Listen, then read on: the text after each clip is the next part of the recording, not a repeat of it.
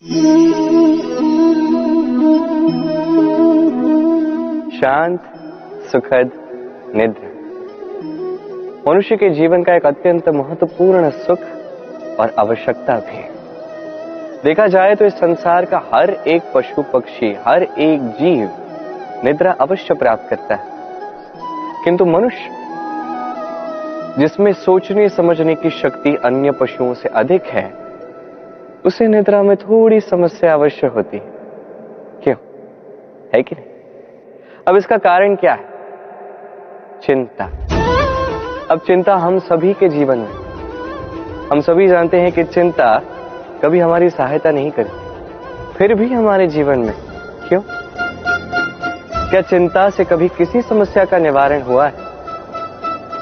क्या धन की चिंता करने से धन प्राप्त होता है? क्या भविष्य की चिंता करने से भविष्य ठीक हो जाता है? क्या स्वास्थ्य की चिंता करने से स्वास्थ्य अपने आप ठीक होगा? नहीं।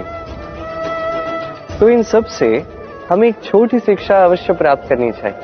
आप भी अपने कांधे से चिंता का ये भार हटा दीजिए और इच्छाएं, ये सारी इच्छाएं साथ आकर हमारे मन में चिंता उत्पन्न करती है, तो इन इच्छाओं को भी त्याग दीजिए।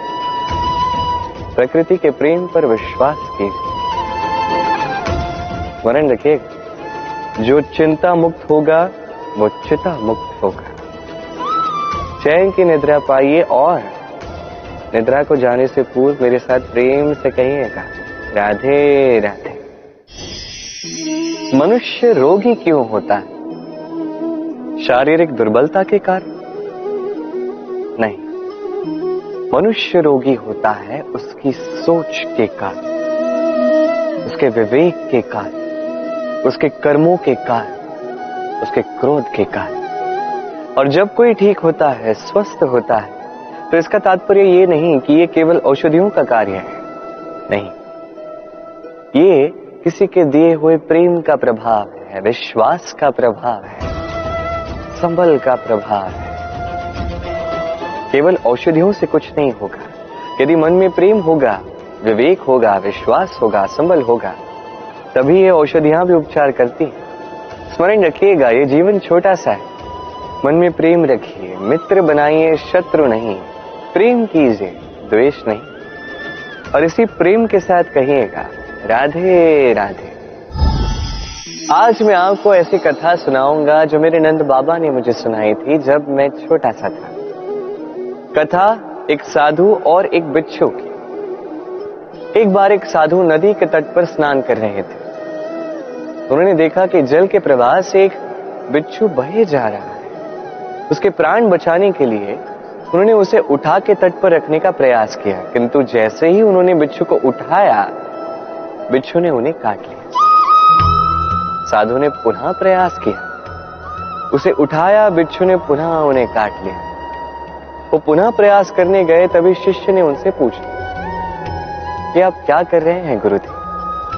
ये सब क्या है? आप उसी के प्राण बचाने का प्रयास कर रहे हैं जो आप ही को काट रहा है। गुरुदेव ने उत्तर दिया कि वो बिच्छू होकर अपना कर्म कर रहा है, अपनी प्रवृत्ति, अपना व्यवहार बदल नहीं रहा, तो मैं साधु होकर क्यों बदलूं? इसका तात्पर्य सरल है। संसार में कुछ ऐसे लोग होंगे जो बुरे होंगे, दुष्ट होंगे, और कदाचित वो कभी नहीं बदलेंगे, कभी उनमें परिवर्तन नहीं आएगा। और इसका अर्थ ये नहीं कि हम अपना कर्म करना छोड़ दें, हम अपना प्रयास करना छोड़ दें। जी नहीं, हमें तो करना ही होगा, क्योंकि इतिहास गवाह है, ये प्रयास इस संसार की धारा को ही बदल देते हैं। तो आप भी आइए और मेरे साथ प्रेम से कहिएगा, राधे राधे। जीवन, इस जीवन का सत्य क्या है? जन्म, जहां से जीवन का आरंभ होता है, या अंत? मृत्यु, जहां पे इसका अंत होता है। जीवन का सत्य ये नहीं है, सब कुछ ये नहीं है। इससे देखा जाए तो कोई अंतर नहीं पड़ता कि आपका जन्म कहां हुआ था, कैसे हुआ था। इससे भी कोई अंतर नहीं पड़ेगा कि आपकी मृत्यु कब होगी, कहां होगी। अंतर इससे पड़ता है, महत्वपूर्ण ये है कि जो भी आपने जीवन जिया, किस उद्देश्य से जिया, किस मंतव्य से जिया। अब यदि आप कुछ ऐसा कर जाते हैं जिससे समस्त संसार आपसे जीवन जीने की प्रेरणा लेता है, मृत्यु के पश्चात भी आपके कर्मों को देखकर उन्हें स्मरण करके जीवन जीना सीखता है, तो इसका तात्पर्य यह है कि आप अपने कर्मों से, अपने चयनों से अमर हो चुके हैं।